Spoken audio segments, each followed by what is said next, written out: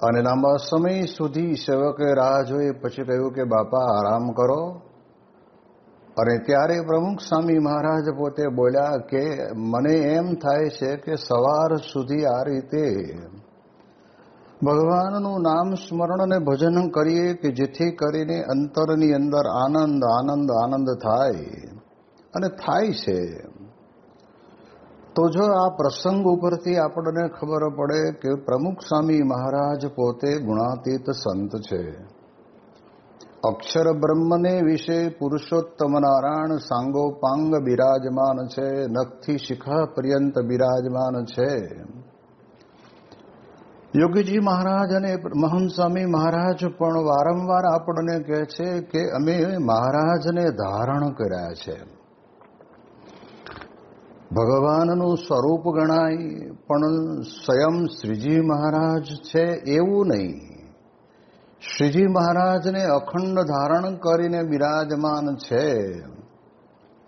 તો પણ એમને જ પોતાના જીવનની અંદર આવી રીતે પોતાના ઈષ્ટદેવની સ્મૃતિ થયા કરે.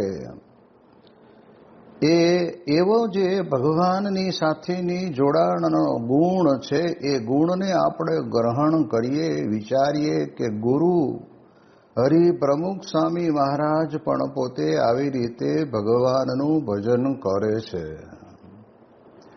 જેમ લંડનની અંદર પણ પ્રમુખ સ્વામી મહારાજ પોતે બિરાજમાન હતા. રાત્રે સેવકો ચરણ સેવા કરીને રૂમની બહાર નીકળી ગયા અને થોડી વાર પછી સેવક પણ આવ્યા અને એ સૂઈ ગયા. અને ત્યારે સ્વામી રાત્રે ઉઠીને એકદમ કોઈને પણ સંભળાય નહીં એમ.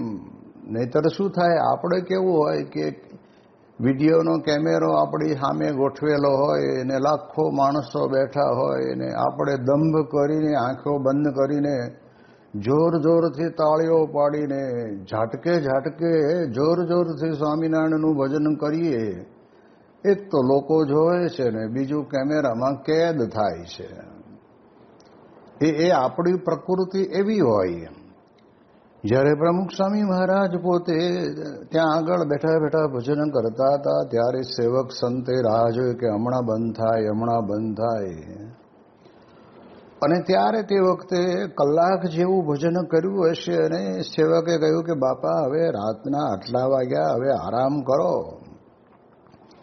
અને ત્યારે પ્રમુખ સ્વામી મહારાજ પોતે કહે છે કે આપણે બધા લંડનની અંદર બેઠા છીએ પણ સૌરાષ્ટ્રમાં તો ગયા વર્ષનો દુષ્કાળ છે અને આ વર્ષે સારા વરસાદ થાય એટલા માટે ભગવાનને પ્રાર્થના અને સ્તુતિ અને અરજી કરીએ છીએ. ત્યારે આપણને ખબર પડે કે અતિ દયાળુ સ્વભાવ છે સ્વામીનો, પરદુઃખ હારી રે. આપણે જોઈએ તો બીજાના દુઃખની અંદર પોતે પોતાના જીવનમાં એ ભગવાનની પાસે પ્રાર્થના કરે. તો આવી રીતે બીજાના દુઃખમાંથી મુક્તિ અપાવીને સુખિયા કરવા માટે આ રાતના જાગી જાગીને સ્વામિનારાયણ મંત્રનો જાપ કરે. તો આ પણ એક પોતાના ઈષ્ટદેવ પ્રત્યેની ભક્તિનો આ ગુણ છે. આપણે પણ જો આપણા જીવનની અંદર ભક્તિમાં વૃદ્ધિ પમાડવું હોય તો જીવનની અંદર સત્પુરુષના, મોટા પુરુષનો જેમ જેમ ગુણ ગ્રહણ કરે એટલે એનામાં રહેલા ગુણોનું જ આસ્વાદ આપણે લેતા રહીએ તો આપણામાં જીવનની અંદર ભક્તિ વૃદ્ધિ પામે. એનાથી આગળ આપણે જોઈએ 1985ની સાલની અંદર પ્રમુખ સ્વામી મહારાજનો સુવર્ણ તુલા મહોત્સવ લંડનની અંદર QPR સ્ટેડિયમમાં ઉજવાયેલો અને ત્યારે 18,000 જેટલા ભાવિક ભક્તો આખા સ્ટેડિયમની અંદર બેઠેલા અને પ્રમુખ સ્વામી મહારાજને વિનંતી કરવામાં આવી અને બાપા પોતે સુવર્ણ તુલાના પલ્લાની અંદર બિરાજમાન થયા.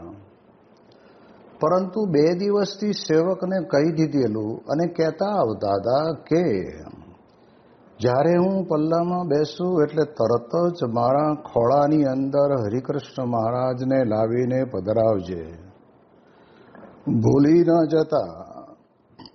એમ કરીને વારંવાર કહેવરાયું. હવે જ્યારે સન્માન તો પ્રમુખ સ્વામી મહારાજનું થાય છે, પણ જેના રોમ રોમને વિશે પોતાના ઈષ્ટદેવ પ્રત્યેની ભક્તિ એટલી બધી છે કે જે આપણને અંતરની અંદર આપણને પણ અનુભવાય.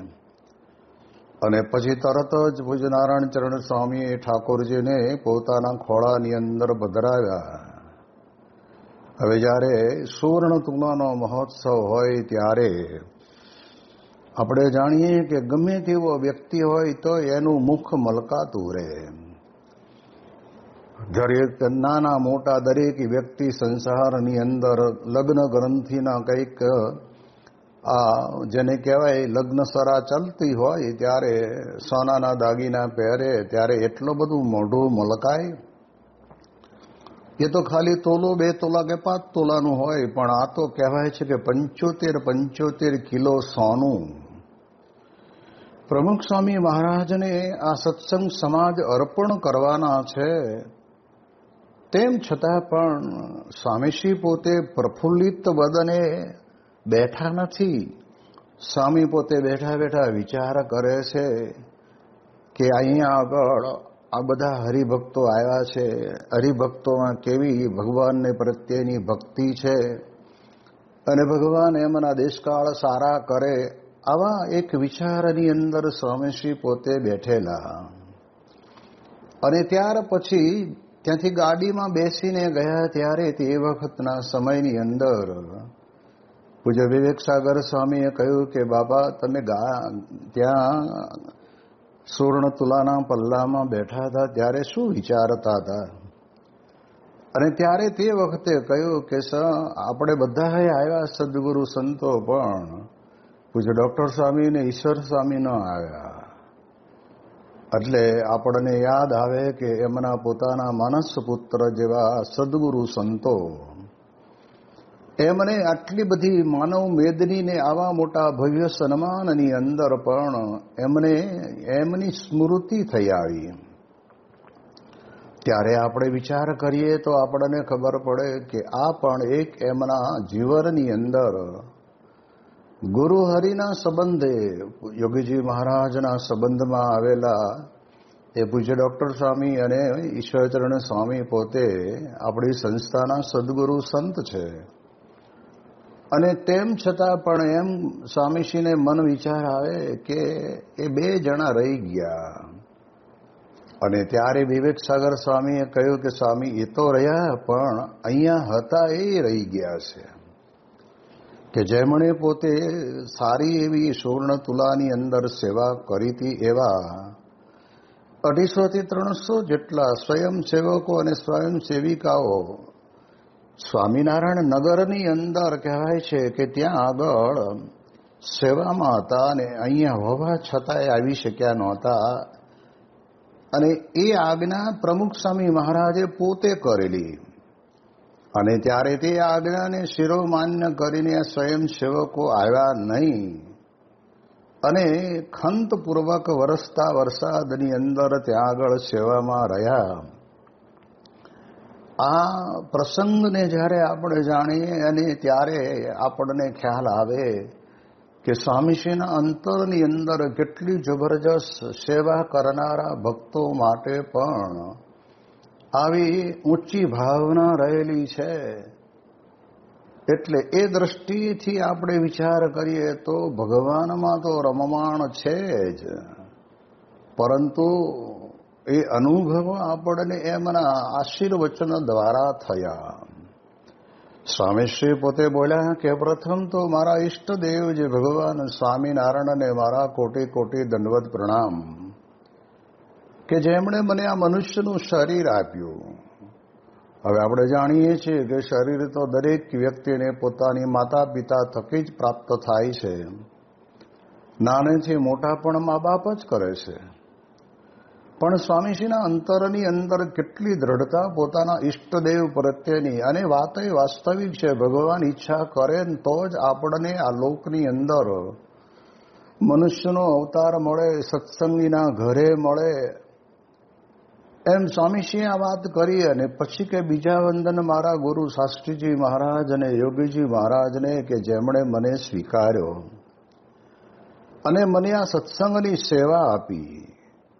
હજારો માણસ ત્યાં આગળ લાઈવ ટેલિકાસ્ટથી પણ જોતા હતા અને પ્રત્યક્ષ પ્રમાણ પણ સાંભળતા અને જોતા હતા. ત્યારે પ્રમુખ સ્વામી મહારાજ પોતે કહે છે કે આ સેવા મને આપી અને સ્વીકારો મારા મોટા ભાગ્ય છે.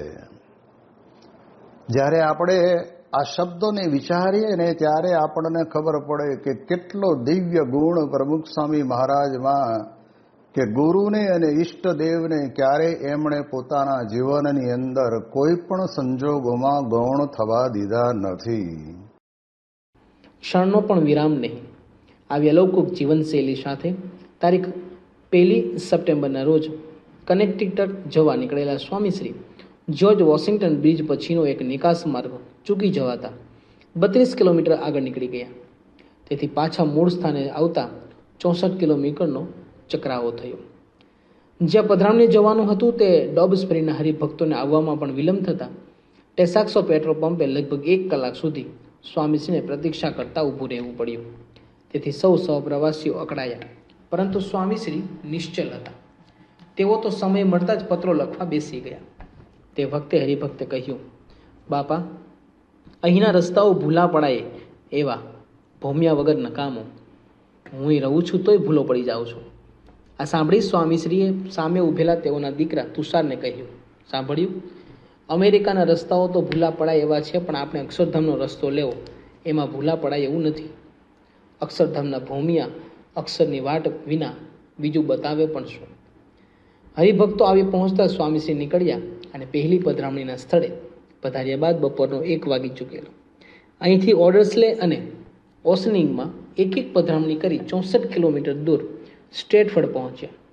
ત્યાંથી ન્યૂ હેવનમાં રીપ વાન વિંકલ મોટલમાં બપોરનું ભોજન લેવા સ્વામીશ્રી બિરાજ્યા. ત્યારે સમય થયેલો સાંજના 4:45 વાગ્યાનો. ભક્તો પ્રત્યેના તેઓના પ્રેમ અને કરુણાએ આજે ભીડા ભક્તિનો નવો વિક્રમ નોંધાવી દીધો. સાંજના 4:45 વાગ્યે બપોરનું ભોજન લઈ રહેલા સ્વામીશ્રીના દર્શન કરતા સૌના હૈયા દ્રવી રહેલા. પરંતુ તે હૈયા ધબકાર ચૂકી જાય તેવી ઘટના તો બની ભોજન પછી. સ્વામીશ્રી ઠાકોરજી જમાડીને પરવાર્યા ત્યારે સાંજના 5:15 વાગ્યા હતા. આ સમયે તેઓ 61 ક્રમાંકના પોતાના ઓરડામાં પધાર્યા અને અન્ય સંતો વિવિધ સેવામાં પરોવાયા. જોકે ઓરડામાં દયેલા સ્વામીશ્રી આરામ ન ફરમાવતા ટેબલ લેમ્પના આછા અજવાળે બેઠા. એટલામાં એક સંત કંઈક કામ માટે તેઓના ઓરડામાં પ્રવેશ્યા. તેઓએ સ્વામીશ્રીને બેઠેલા જોઈ પૂછ્યું, બાપા, આરામ નથી કરવો? હજી બપોરની કથા બાકી છે. કથામાં જ આરામ હોય તેમ સ્વામીશ્રી બોલ્યા. તે વખતે ચાતુર્માસના વિશેષ વાંચનમાં તેઓ બપોરે વચનામૃતનો સળંગ પાઠ કરાવતા. તેથી તેઓએ પેલા સંત પાસે સાંજે 5:15 વાગ્યે ભોજન પછીની નિયમની કથા વંચાવી. આ નિકની આ અવિચળ ટેક જોઈ સૌ સંતો સ્વામીશ્રીને નમી પડ્યા. ત્યારે તેઓએ કહ્યું, આટલી વાત સમજી રાખો, મોડું થાય પણ કથાને ચેષ્ટા બે ક્યારેય ગૌણ ન કરવા. સમય કાઢી જ કરી જ લેવું. કથા બાદ અડધા કલાકનો વિશ્રામ લઈ સ્વામીશ્રી ન્યૂયોર્ક પરત આવવા નીકળતા હતા. તે વખતે એક સંતે જલપાન માટે તેઓ સમક્ષ પ્યાલો ધર્યો. તે જોતા સ્વામીશ્રી પૂછ્યું, પ્યાલો ઠાકોરજીને નથી? ના, આપના માટે જ અલગથી રાખ્યો છે. આ ખુલાસો થયા પછી સ્વામીશ્રીએ પાણીનો ઘૂંટડો ગળા હેઠે ઉતાર્યો. આ રીતે પડે ભગવાનની મર્યાદા સાચવતા તેઓ ન્યૂ હેવનથી એશાર થઈને ન્યૂયોર્ક આવી ગયા. ત્યારે એ એક દિવસમાં 425 કિલોમીટરની મુસાફરી થઈ ચૂકેલી. સ્વામીશ્રીનો જન્મોત્સવ અમેરિકાના ભર શિયાળામાં આવતો હોવાથી તે સમયે સ્વામીશ્રીની ઉપસ્થિતિ આ દેશમાં શક્ય બને એમ નહોતી. તેથી અહીંના સત્સંગીઓએ તારીખ 4 સપ્ટેમ્બરના રોજ ગુરુ હરિજયંતિ ઉજવવાનો નિર્ધાર કરેલો. આ નિમિત્તે સવારના સત્રમાં ભવ્ય પૂજા યોજવામાં આવી. તેમાં 300 યજમાનો ઉમંગભેર જોડાયા. સ્વામીશ્રી પણ પ્રારંભથી જ મહાપૂજામાં બિરાજી ગયા. ભગવાનને 16 પૂજનથી વધાવવાનો ઉત્સાહ તેઓને ખૂબ રહેતો. આ સમયે સામાન્ય મહાપૂજામાં શ્રીજી મહારાજના 108 નામની જનમંગલની નામાવલીનો પાઠ કરવામાં આવતો. પરંતુ અમેરિકાના ભક્તોની ભાવના જોઈ સ્વામી શ્રી પોરસાયા હોય તેમ તેઓએ આજે વિધિ કરાવનાર સંતોને આજ્ઞા કરી સર્વ મંગલ નામાવલીનો પાઠ કરો. તેથી શ્રીજી મહારાજના 1000 નામનો મંગલકારી ઉદ્ઘોષ થઈ રહ્યો. આ સ્ત્રોત પાઠ પછી થાળગાન શરૂ થયું. ઠાકોરજી સમક્ષ સુંદર વાનગીઓની સાથે તજ, એલાયચી, લવિંગ, વરિયાળી વગેરે તાંબૂલ દ્રવ્યો પણ મૂકવામાં આવ્યા. તે જોઈ સ્વામીશ્રી એક સંતને સૂચના આપી કે થાળમાં એલાયચી છે તે ફોલીને મૂકો. મહાપૂજા વિધિમાં યથા દેહે તથા દેવેનું ઉચ્ચારણ સૌએ કરેલું, પણ તે મુજબ આચરણ સ્વામીશ્રીએ કરી બતાવ્યું. ભગવાનને પ્રત્યક્ષ ભાવે ભજતા તેઓ સ્વ શરીરથી વિશેષ સંભાવના ઠાકોરજીની રાખતા. ગુરુ જયંતિ નિમિત્તે લગભગ